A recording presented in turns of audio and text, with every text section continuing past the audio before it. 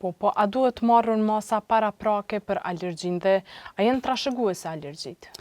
Alergjit janë gjithherë trashëguese. Do me thënë, nëse njeri prind ka një simptomatologji alergjike, atëherë mundësia që të trashëgoj tek pasardhësit është deri në 30%.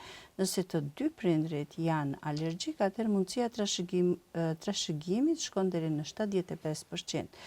Trashëgohen gjenit e alergjisë, të cilat do të ndikojnë në qelizat e specializuara të cilat bëjnë pjesë pastaj në atë inflamacionin e pasqyrës klinike dhe fispatologjike të zhvillimit të një reaksioni alergjik, si dhe mediatorët të cilët lirohen nga po këto qeliza.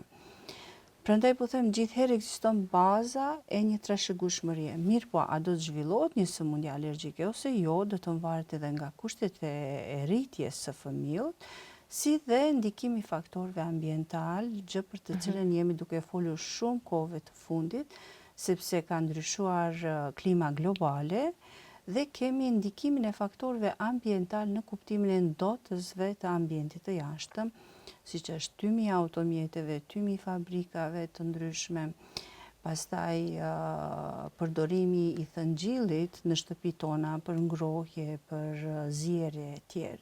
Do të gjithë këta faktorë do të inkorporohen në njëri tjetrin në mënyrë që të vijë deri tek zhvillimi i një sëmundje alergjike.